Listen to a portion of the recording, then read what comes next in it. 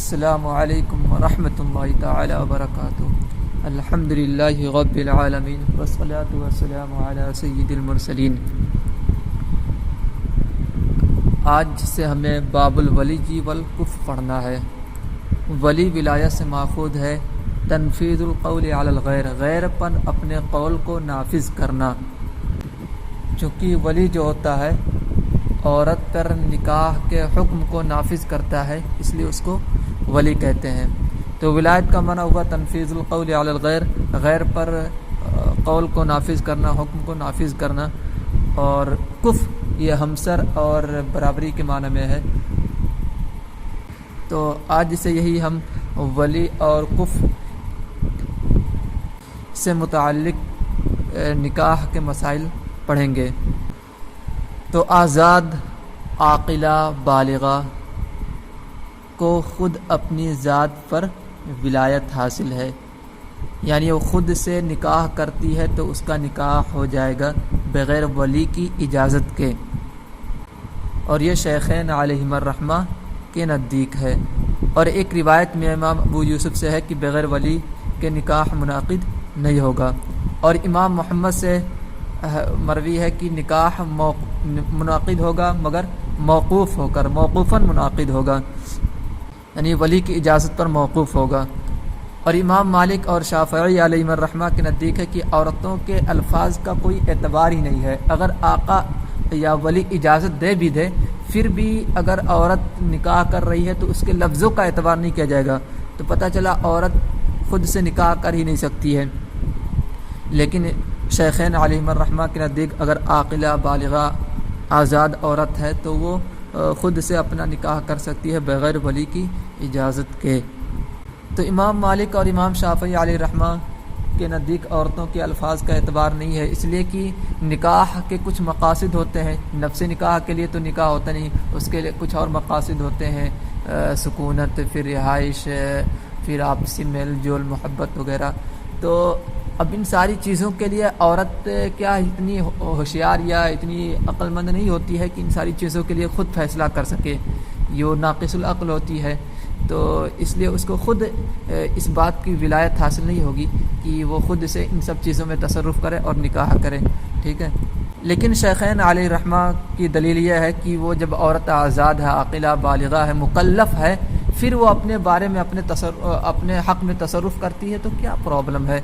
جس طرح کہ وہ اپنے مال میں تصرف کر سکتی ہے بغیر ولی کی اجازت کے، اسی طرح نکاح میں خود تصرف کر سکتی ہے، خود نکاح کر سکتی ہے بغیر ولی کی اجازت کے۔ ٹھیک، یہ مسئلہ آپ نے سمجھ لیا نا کہ آزاد عاقلہ بالغہ عورت خود سے نکاح کر سکتی ہے، تو کیا وہ کف اور غیر کف دونوں میں کرے تو نکاح منعقد ہو جائے گا؟ تو ظاہر روایہ میں یہ ہے کہ نکاح اگر غیر کف سے ہے تو بھی منعقد ہو جائے گا، اگر عورت غیر کف سے نکاح کرتی ہے تو بھی منعقد ہو جائے گا، لیکن ولی کو اعتراض کا حق حاصل ہوگا۔ اگر چاہے ولی چاہے تو وہ نکاح کو منعقد کر دے یا چاہے فسخ کر دے۔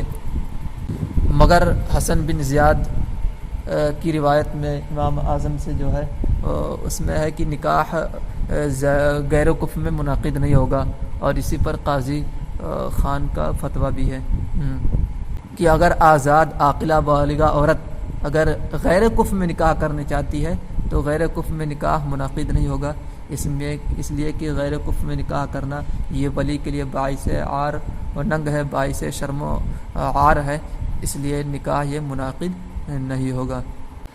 باب الولی والکف کتاب دیکھیے اب۔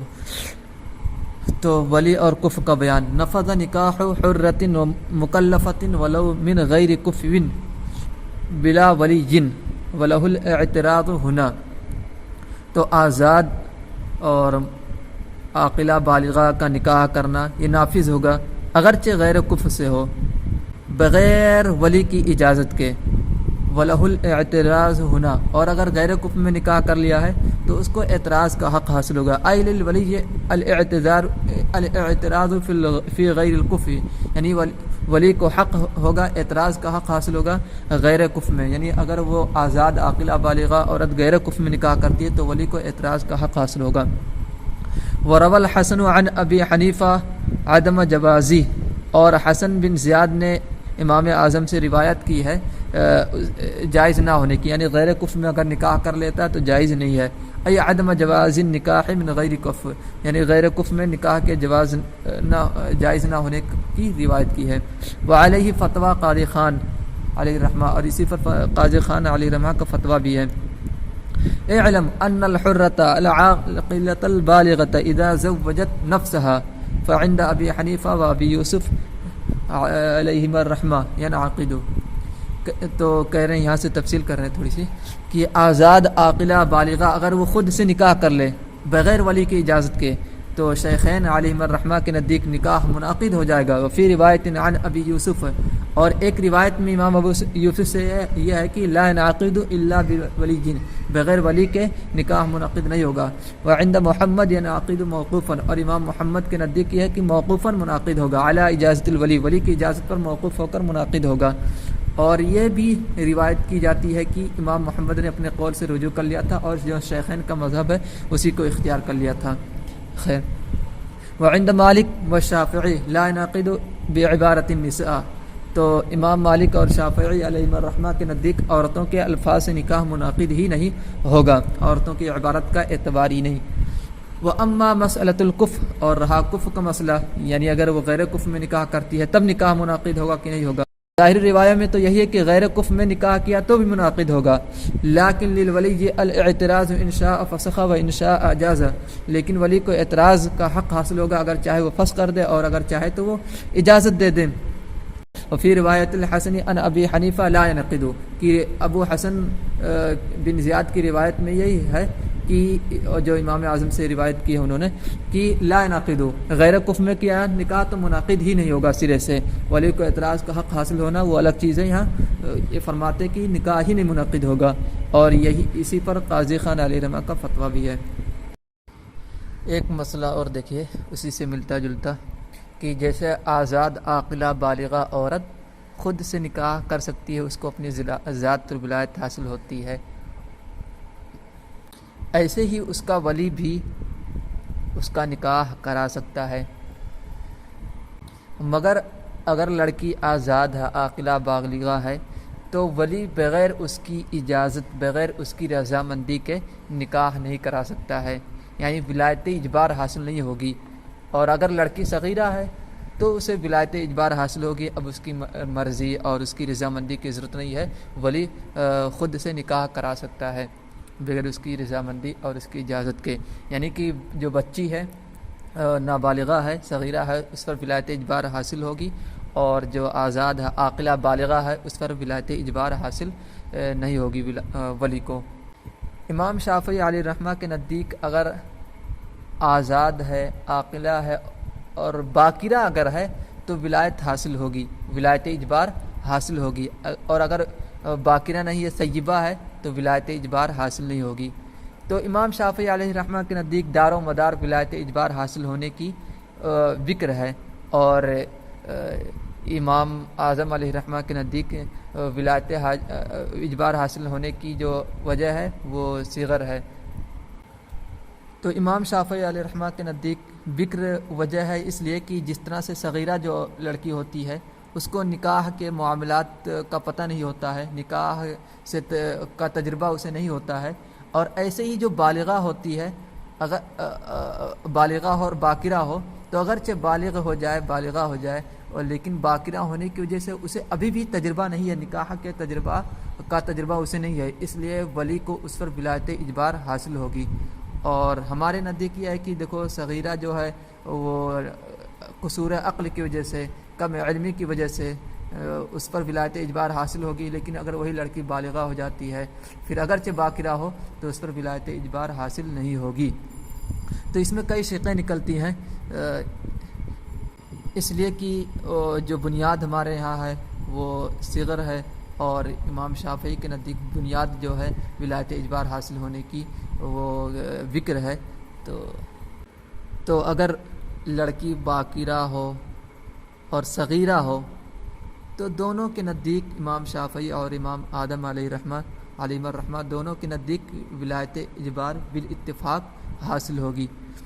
اس لیے کہ لڑکی باکرہ ہے اور صغیرہ ہے، تو باکرہ ہونے کے ناطے امام شافعی کے نزدیک ولایت اجبار حاصل ہوگی، اور صغیرہ ہونے کے ناطے امام اعظم علیہ رحمہ کے نزدیک ولایت اجبار حاصل ہوگی۔ اور اگر سیب ہے اور بالغہ ہے تو اتفاقاً کسی کو ولایت اجبار حاصل نہیں ہوگی کسی کے نزدیک۔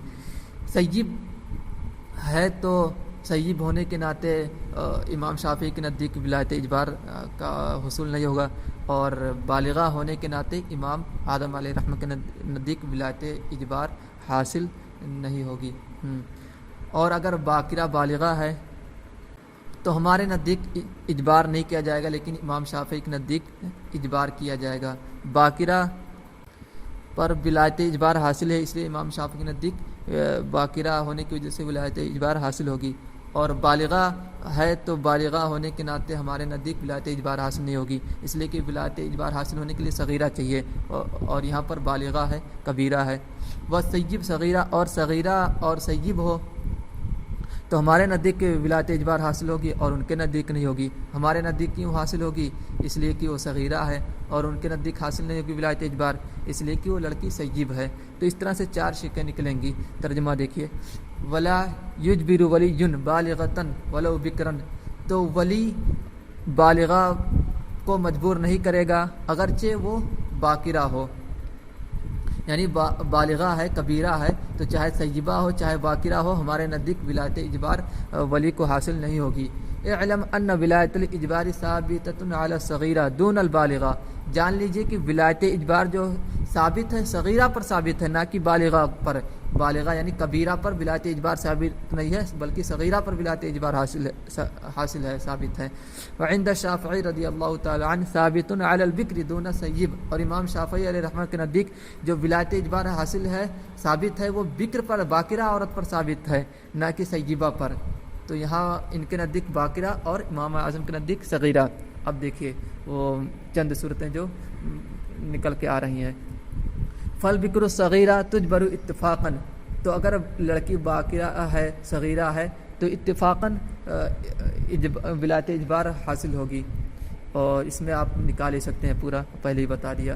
لسیب البالغہ، ہاں اگر لڑکی سیبہ ہے، بالغہ ہے، تو اتفاقاً کسی کو ولایت اجبار حاصل نہیں ہوگی۔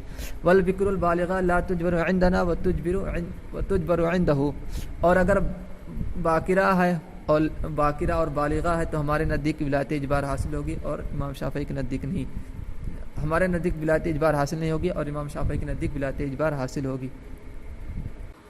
والسیب صغیرہ تجبر عندنا لا عنده، اور اگر وہ لڑکی صغیرہ ہے اور سیبہ ہے تو ہمارے نزدیک ولایت اجبار حاصل ہوگی اور امام شافعی کے نزدیک نہیں۔ ہمارے نزدیک کیوں حاصل ہوگی؟ اس لیے کہ لڑکی صغیرہ ہے، ہم نے پہلے ہی بتا دیا کہ لڑکی صغیرہ تو ولایت اجبار حاصل ہوگی، اور ان کے نزدیک ولایت اجبار حاصل نہیں ہوگی، اس لیے کہ ان کے نزدیک چاہیے باکرہ، اور یہاں پر صغیرہ ہے لیکن سیبہ ہے، اس لیے ان کے نزدیک ولایت اجبار حاصل نہیں ہوگی۔ ثم عندنا کل ولی فلہ ولایت الاجبار، ہمارے نزدیک ہر ولی کو ولایت اجبار حاصل ہے، یعنی جہاں جہاں بھی ولایت اجبار کا اختیار ہے، ولایت اجبار جہاں جہاں بھی حاصل ہوگا تو تمام ولی کو حاصل ہوگا۔ یہ نہیں کہ ایک ساتھ تمام ولی کو، مطلب یہاں پر یہ جیسے باپ ہے تو اس کو ولایت اجبار حاصل ہے، باپ نہیں ہے تو دادا کو حاصل ہوگا، دادا نہیں تو اس کے بعد ایسے ترتیب۔ وعند الشافعی الولی المجبر لیس الا الاب والجد، اور امام شافعی کے نزدیک جہاں بھی ولایت اجبار ہے کا مسئلہ ہے تو ولایت اجبار یعنی مجبر ولی نہیں ہوگا مگر باپ اور دادا، یعنی دادا اور باپ ہی کو ولایت اجبار حاصل ہوگی، اور اس کے علاوہ کسی کو امام شافعی کے نزدیک ولایت اجبار حاصل نہیں ہوگی۔ خلاصہ کلام یہی ہے کہ اگر لڑکی صغیرہ ہے اور کبیرہ نہیں ہے، بالغہ نہیں ہے، تو ہمارے نزدیک ولایت اجبار ولی کو حاصل ہوگی، یعنی بغیر اس کی رضامندی، بغیر اس سے پوچھے جاچے دوسرے سے نکاح ولی کرا سکتا ہے۔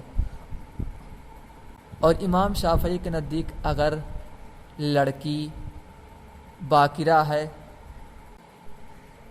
ہے تو ولایت اجبار حاصل ہوگی، اگرچہ وہ لڑکی بڑی ہو، کبیرہ ہو، بالغہ ہو، لیکن ابھی بھی باکرہ ہے کسی سے اس کی شادی نہیں ہوئی ہے تو جب تک اس کی کسی سے شادی نہ ہو جائے، سیبہ نہ ہو جائے، جب تک وہ باقرہ رہے گی ولی کو ولایت اجبار حاصل ہوگی، یعنی بغیر اس سے پوچھے جاچے، بغیر اس کی رضامندی، بغیر اس کی اجازت کے ولی نکاح کرا سکتا ہے، نکاح منعقد ہو جائے گا۔ اور دیکھیے ابھی ہم نے بتایا کہ باقرہ بالغہ سے بھی نکاح کرنے کے لیے اجازت طلب کرنا ضروری ہے، بغیر اس کی رضامندی کے نکاح نہیں کیا جائے گا۔ تو اگر باقرہ بالغہ سے اجازت طلب کیا گیا یا اسے نکاح کی خبر پہنچائی گئی اور اس وقت وہ ہنس پڑی یا خاموش رہی یا بغیر آواز کے روئی، تو یہ ساری چیزیں اس کے راضی ہونے پر دلالت کریں گی۔ اور اس طرح کا مضمون حدیث پاک میں بھی ہے۔ خلاصہ یہ ہے کہ نبی کریم صلی اللہ علیہ وسلم سے دریافت کیا گیا کہ عورتیں کیا ہے اجازت دینے میں عار محسوس کرتی ہیں، شرم و حیا محسوس کرتی ہیں، تو پھر ان سے کیسے اجازت طلب کیا جائے؟ تو آپ صلی اللہ علیہ وسلم نے فرمایا کہ ان کی خاموشی بھی ان کی رضا ہے، رضامندی ہے۔ اور یہ اس وقت ہے جب ولی اقرب نے اجازت طلب کیا ہو، باپ دادا نے، اگر ولی بعید نے یا اجنبی شخص جائے اجازت طلب کرنے کے لیے تو یا اس کی خاموشی رضامندی نہیں ہوگی، اس وقت بول کر اپنی رضا کو ظاہر کرنا ضروری ہوگا، جیسے کہ سیب میں ہوتا ہے، جب تک سیبہ بولے نہ قول نہ کرے اس کی رضامندی نہیں مانی جائے گی، خاموشی سے یا مسکرا دینے سے رضامندی ثابت نہیں ہوگی جب تک کہ وہ بولے نہ۔ ایسے ہی باقرہ کا بھی حکم ہوگا جبکہ ولی بعید یا اجنبی شخص اجازت طلب کرنے جائے۔ اور ایسی عورت جس کا پردہ بکارت آپ سمجھتے ہوں گے، عورت کے خاص مقام میں ایک پردہ ہوتا ہے، باریک پردہ ہوتا ہے، تو اگر وہ پردہ زائل ہو جائے کودنے کی وجہ سے یا زیادہ حیض آنے کی وجہ سے یا زخم کی وجہ سے یا زیادہ عمر ہونے کی وجہ سے یا زنا کی وجہ سے، تو بھی ایسی عورت باقرہ کے حکم میں ہی رہے گی، اس کو سیبہ کا حکم نہیں دیا جائے گا بلکہ باقرہ کے حکم میں ہی رہے گی۔ اور جب باقرہ کے حکم میں رہے گی تو ولی اقرب اگر اسے اجازت طلب کرے تو اس کی خاموشی، اس کا ہنسنا اور بغیر آواز کے رو دینا، یہ ساری چیزیں رضامندی پر دلالت کریں گی۔ اور اگر میاں بیوی میں اختلاف ہو گیا، وہ مرد دعویٰ کرتا ہے کہ جس وقت تجھے نکاح کی خبر پہنچی یا جس وقت خبر پہنچائے گی تو اس وقت خاموش تھی اور تو باقرہ بالغہ ہے، تیری خاموشی رضا پر دلالت کرتی ہے، لہذا ہمارے درمیان نکاح ہو گیا ہے، تو میری بیوی ہے۔ تو اگر شوہر اس طرح دعویٰ کرتا ہے، مرد اس طرح دعویٰ کرتا ہے، مگر اس کے جواب میں عورت منع کرتی ہے کہ وہ کہتی کہ جس وقت ہمیں خبر پہنچائی گئی میں خاموش نہیں تھی بلکہ میں نے منع کر دیا تھا، میں نے ڈنکے کی چوٹ پر پھٹکار دیا تھا، تو اب تو عورت انکار کر رہی ہے اور مرد دعویٰ کر رہا ہے نکاح ہونے کا اور عورت انکار کر رہی ہے، اور جائز سی بات ہے، البینۃ علی المدعی والیمین علی من انکر، تو بینہ کس پر ہے؟ جو مدعی ہو، اور یہاں پر مرد مدعی ہے تو دعویٰ پیش کرے، اور عورت منکرہ ہے تو وہ قسم کھائے گی اگر یہ دعویٰ بینہ نہ پیش کر سکا۔ تو اگر یہ مرد بینہ پیش کر لیا گیا کہ وہ عورت خاموش ہو گئی تھی، تب تو اس کا قول مان لیا جائے گا، شوہر کا، مرد کا قول مان لیا جائے گا۔ اور اگر بینہ پیش نہ کر سکا تو ہونا تو یہ چاہیے تھا کہ عورت کو قسم کھلایا جاتا کہ عورت منکرہ ہے، لیکن کچھ معاملات میں قسم دلانے کی حاجت نہیں پڑتی ہے، بغیر قسم کھائے ہی اس کا قول مان لیا جاتا ہے، تو یہاں بھی عورت کا قول مان لیا جائے گا۔ اگر شوہر بینہ پیش نہ کرے تو، مرد بینہ پیش نہ کرے تو عورت کا قول مان لیا جائے گا اور یہ نکاح منعقد نہیں ہوگا۔ دیکھیے بس عبارت دیکھیے، وَصَمْتُهَا وَضِحْكُهَا وَبُكَاؤُهَا بِلَا صَوْتٍ إِذْنٌ، اور اس کا خاموش ہونا، یعنی باقرہ بالغہ عورت کا خاموش ہونا یا اس کا ہنس پڑنا یا اس کا بغیر آواز کے رونا، اذن اجازت ہے، ومعه، اور اگر آواز کے ساتھ روئے تو پھر اجازت نہیں ہے۔ رد حین استئذانہ، رد کا تعلق معه سے ہے، اور اگر آواز کے ساتھ روئی تو یہ رد پر دلالت کرے گا، ٹھیک ہے۔ حین استئذانہ، تو اس کا تعلق جو ہے سمت ذکر، بکا کا تعلق اس کا ہے حین استئذان، یعنی اجازت طلب کرنے کے وقت اگر وہ بالغہ عورت ہنس پڑی یا خاموش رہی یا بغیر آواز کے رہی اجازت طلب کرنے کے وقت، او بعد بلوغ الخبری، یا نکاح کی خبر پہنچنے کے بعد وہ اس وقت خاموش رہی یا ہنس پڑی یا بغیر آواز کے روئی، تو یہ نکاح اجازت پر دلالت کرے گا۔ بشرط تسمیت زوجی شوہر کے نام کے ساتھ، یعنی کہ شوہر کا نام بھی ذکر کرے. لل مہر فیہما ہوا صحیح، اور اس میں مہر کے ذکر کرنے کی شرط نہیں ہے، یعنی کہ جس وقت خبر پہنچائے گی کہ تمہارا نکاح ہو گیا تو شوہر کا صرف نام لینا کافی ہوگا، اس وقت مہر ذکر کرنے کی ضرورت نہیں ہے، اور یہی صحیح قول ہے. صحیح کی قید لگا کر وہ حضرات جو کہتے ہیں کہ مہر کے ذکر کرنے کی بھی شرط ہے، ان سے اعتراض ہے، اور اس میں متاخرین کا قول ہے، وہ کہتے ہیں کہ مہر کا ذکر کرنا بھی شرط ہے.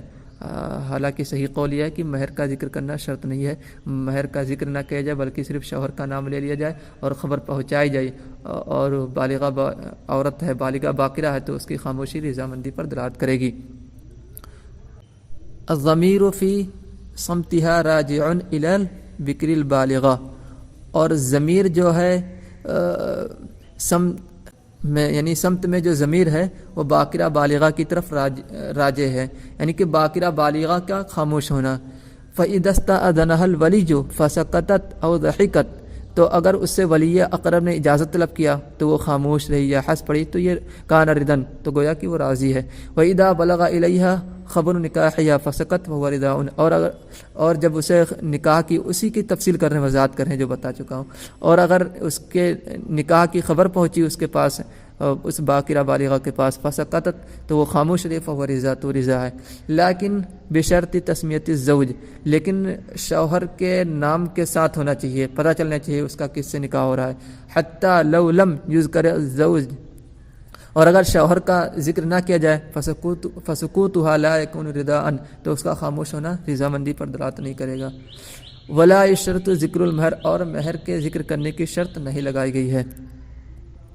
اور ولو استأذنها غیر ولی اقرب فرداها بالقول كالثیب، اور اگر غیر ولی اقرب نے اجازت طلب کیا تو اس کی رضامندی قول کے ذریعے ہوگی. اگر غیر ولی اقرب نے اجازت طلب کیا ہے تو باقرہ بالغہ کی رضامندی قول ہی کے ذریعے ہوگی.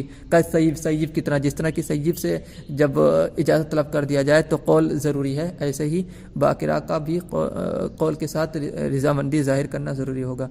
ای لو استأذنها الاجنبی او ولی بعید، یعنی کہ اگر اجازت طلب کیا اجنبی شخص نے یا ولی بعید نے، فالرداء لا يكون الا بالقول كما في السیب، تو اس کی رضامندی قول کے ذریعے ہی ہوگی جیسا کہ سیب میں ہے. والزائل بقارتها بوثبة او حید او جراحة او تعنیس او زنا بکر حکما، تو کہہ رہے ہیں کہ اگر اس کی بکارت، اس کا پردہ بکارت زائل ہو جائے کودنے کی وجہ سے یا حیض کی وجہ سے یا زخم کی وجہ سے یا زیادہ عمر ہونے کی وجہ سے یا زنا کی وجہ سے، تو بھی ایسی عورت باقرہ کے حکم میں ہوگی. ای لہا حکم البکر فی ان سکوتها ردن، یعنی کہ اس کا حکم باقرہ کا حکم ہوگا اور اس کی خاموشی رضا پر دلالت کرے گی. وقولها رددت اولا من قوله سکتی، اور عورت کا قول میں نے رد کر دیا تھا اولاً ہی اس کے قول سکتی کو، یعنی کہ شوہر یہ دعویٰ کر رہا ہے، مرد یہ دعویٰ کر رہا ہے کہ جس وقت تجھے خبر پہنچی سکتی، تو خاموش تھی، تو اس کے جواب میں عورت کیا کہہ رہی ہے کہ میں نے وہ تو رد کر دیا تھا، اول نظر ہی میں اس کو رد کر دیا تھا. تو وہی ای اذا قال الزوج للبکر البالغہ، یعنی کہ شوہر نے باقرہ سے کہا بلغ کی نکاح فسکتی، تجھے نکاح کی خبر پہنچی تو خاموش تھی. وقالت، اور تو عورت نے کہا لا بل رددت، بلکہ میں نے رد کر دیا تھا. فالقول قولها، تو عورت کا قول مان لیا جائے گا. وتقبل بینته علی سکوتها، مگر یہ کہ مرد کا بینہ اس کے خاموشی پر قبول کر لیا جائے گا، یعنی اگر مرد چونکہ مدعی تھا تو اگر وہ بینہ پیش کر دے تو اس کی خاموشی پر بینہ کو قبول کر لیا جائے گا. ولا تحلف ہی ان لم یقم البینہ، اور قسم نہیں دلائی جائے گی عورت کو اگر مرد بینہ پیش نہ کرے، یعنی کہ اگر مرد بینہ پیش نہ کرے تو عورت کو قسم نہیں دلایا جائے گا، بغیر قسم کے عورت کا قول مان لیا جائے گا. وهذا عند ابي حنیفہ بناء انه لا يحلف في النکاح، اور یہ امام آدم کے نزدیک ہے اس بات پر بنا کرتے ہوئے کہ نکاح کے معاملے میں قسم نہیں دلائی جاتی ہے، تو عورت کو قسم نہیں دلایا جائے گا، بغیر قسم دلائے ہی عورت کا قول مان لیا جائے گا. تو اسی لیے کہا القول قولها، یعنی عورت کا قول ہی مانا جائے گا، عورت کی بات مان لی جائے گی. آج کے لیے بس اتنا ہی کافی. السلام علیکم ورحمۃ اللہ تعالی.